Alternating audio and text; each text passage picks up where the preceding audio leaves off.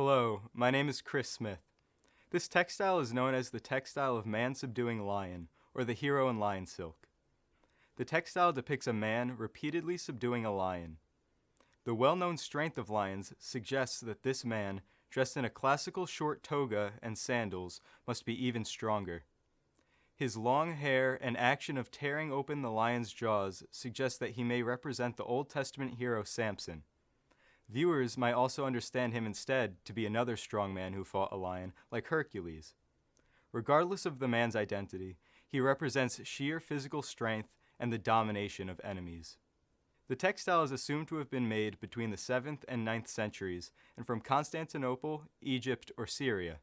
These three places are thought to be where the textile is from because this textile is high-end and complicated, so the maker must have needed complicated technology.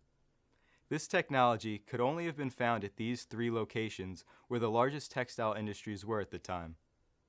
It is a weft-faced compound twill, which is also known as samite, in polychrome silk. Polychrome means many colors. This effect was obtained by using coloring agents on silks. For example, copper was used for green and cobalt for blue. Polychrome silks originated in China in the 1st to 4th centuries during the Han and Jin dynasties, so they are also known as Jin silks. Weft-faced means that it was made by crosswise threads rather than lengthwise yarns. This pattern for weaves was introduced to Central Asia from China via the Silk Road in the early 7th century. That is why the 7th century marks the beginning of the time frame of when this textile was made. Here's a video clip of how the weft-faced textiles are made. The threads are pulled taut.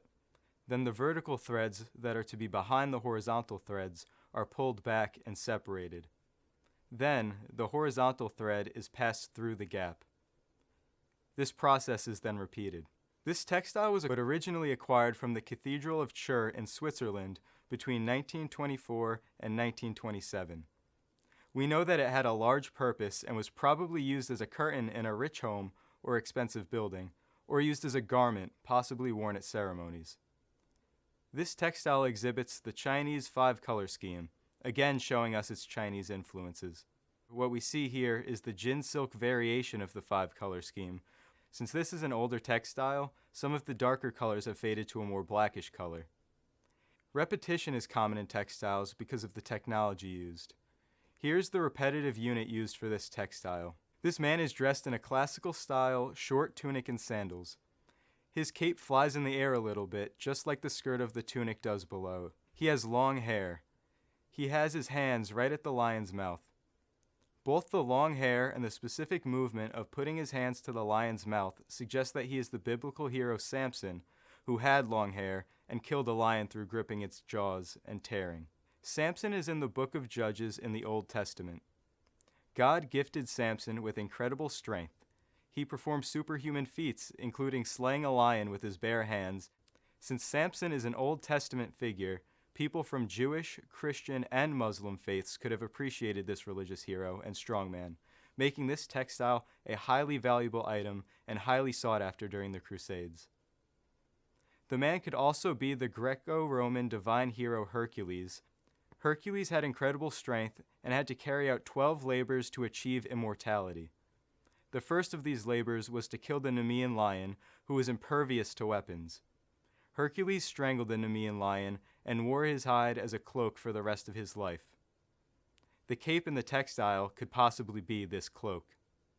No matter who the man is, he represents strength, courage, domination, and triumph as he subdues the lion, the king of the animals.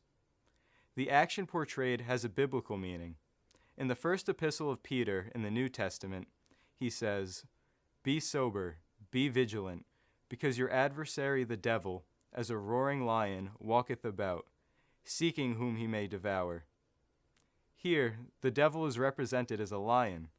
Also in the New Testament, Jesus forced open the gates of hell, which are also known as hellmouth, a metaphoric image often represented as the gaping mouth of a monster. In this textile, we see the man forcefully opening the lion's resisting jaws. Comparable to Jesus, this action can be a divine symbol. Thank you for taking the time to listen to this.